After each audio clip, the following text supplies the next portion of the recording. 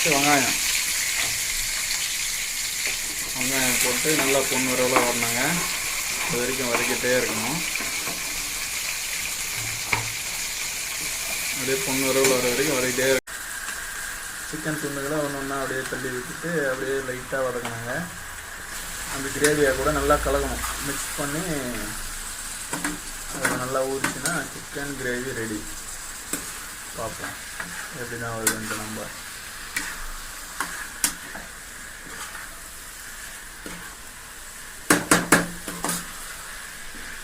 மூடிட்டு இப்போ ஃபுல்லாக வைப்போம். சிம்மிலேருந்து எடுத்து ஃபுல்லாக வச்சுட்டு ஒரு 5 நிமிஷம் பார்ப்போம். அவ்வளோதாங்க. இப்போ நல்லா கொதித்து கிரேவியானதும் நம்ம கொத்தமல்லி போட்டு இறக்கணுங்க. இப்போ ஒரு 5 மினிட்ஸ் கொதிக்கிட்டோம். கொதிச்சதுக்கப்புறம் கொத்தமல்லி போடலாம். அவ்வளோதாங்க. இப்போ நம்ம லாஸ்ட்டாக கொத்தமல்லி போட்டு கிரேவி சூப்பராக இருக்குது. கிரேவியாக வச்சுக்கலாம். இப்போ நம்ம தோசைக்கு தொட்டுக்கலாம், இட்லி சாப்பிட்லாம், இல்லைன்னா சாப்பாடு கூட. Welcome to 7 star YouTube channel. இப்போ நம்ம என்ன செய்ய போகிறோம்னா சிக்கன் கிரேவிக்கு ஃபஸ்ட்டு வெங்காயம், தக்காளி, இஞ்சி பூண்டு பேஸ்ட்டெல்லாம் ரெடி பண்ணி வச்சுப்போம். கட் பண்ணி வச்சுப்போம் தேவையான அளவு. வாங்க இப்போ சிக்கன் கிரேவி எப்படி செய்யறதுன்னு பார்க்கலாம். ஸ்டவ் ஆன் பண்ணிவிட்டு கடாயில் தேவையான அளவு எண்ணெயை ஊற்றிக்கணும்.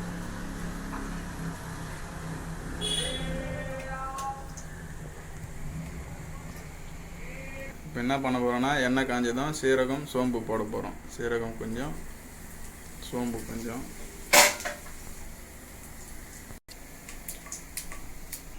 இப்போ கொஞ்சம் கருவேப்பிலை போட்டுக்கலாம். எப்படி பொரிக்கு பாருங்கள். இப்போ நெக்ஸ்ட்டு வெங்காயம் போட்டு நல்லா பொன்னிறவில் வரணுங்க. அது வரைக்கும் வதக்கிட்டே இருக்கணும்.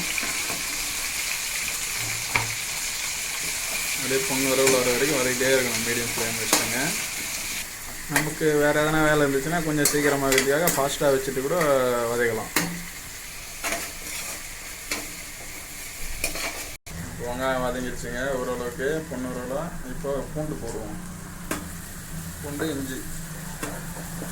நமக்கு இப்போ பொன்னிறவில் வந்துச்சுங்க நல்லா. நெக்ஸ்ட் என்ன பண்ணலான்னு பார்ப்போம். இப்போது தக்காளி. நெக்ஸ்ட் வந்து தக்காளி போடணும். வெங்காயம் நல்லா வதங்கின பிறகு தக்காளி போட்டு அது நல்லா வதங்கணுங்க.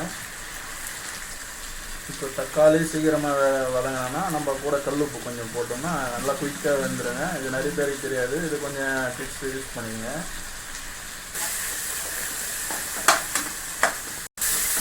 நல்லா கலர் இருக்குங்க. நல்லா வதங்கணும். ஃபுல்லாக வதங்கினா தான் நல்லாயிருக்கும். நல்லா வதங்கினதுக்கப்புறம் இஞ்சி பூண்டு பேஸ்ட்டு அது கொஞ்சம் லைட்டாக போட்டுக்கலாம். தேவையான அளவு காரம் நமக்கு எவ்வளோ தேவையோ அதுக்கேற்ற அளவு போட்டுக்கலாம். போட்டு நல்லா வதங்கணும். இது நல்லா செவந்து வந்தாங்க. நமக்கு தக்காளி, வெங்காயம், இஞ்சி பூண்டு பேஸ்ட்டும் நல்லா செவந்து வர வரைக்கும் வதக்கணும். வதக்க நமக்கே ஒரு ஃப்ளேவர் வருங்க. வாசனை வரும். நல்லா கமகமான வருங்க.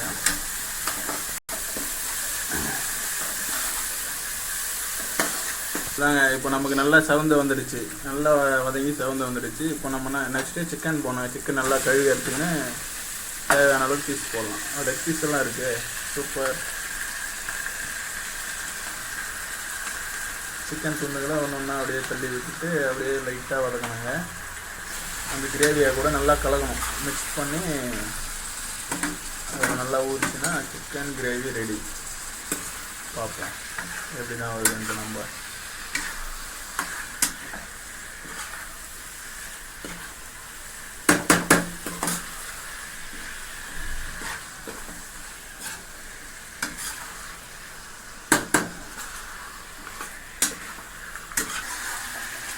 நல்லா மிக்ஸ் பண்ணாங்க. நல்லா மிக்ஸ் பண்ணி ஒரு 5 மினிட்ஸ் அப்படியே விட்டுட்டு அப்படியே கலந்து விட்டுட்டு நெக்ஸ்ட்டு சிக்கன் குழம்பு மசாலா அதை தேவையான அளவு யூஸ் பண்ணிக்கலாம்.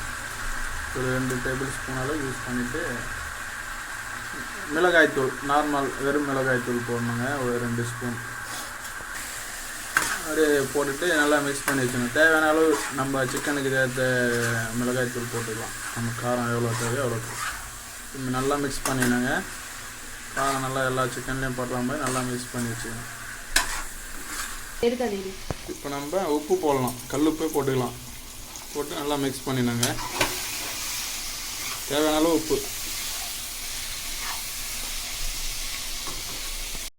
அவ்வளோதாங்க. இப்போ நமக்கு சிக்கன் கிரேவி ரெடி. அது வந்து ஒரு 5 நிமிஷம் சிம்மில் வச்சு மூடி வச்சுடுங்க.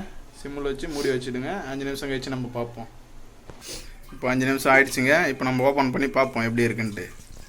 வாவ், சூப்பராக கிரேவியாக ரெசிபியாக இருக்குது பாருங்கள். நல்லா சூப்பராக இருக்குது. இப்போ வாசனையும் நல்லா வருது.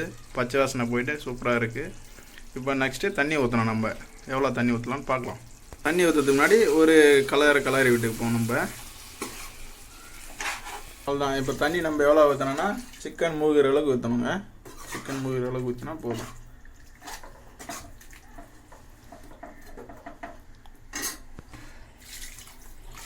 நல்லா மூழ்கிற அளவுக்கு ஊற்றிட்டு ஒரு கலரி வேணுங்க. தண்ணி ஊற்றிட்டு மூடி வச்சிடலாம் ஒரு 5 மினிட்ஸ்.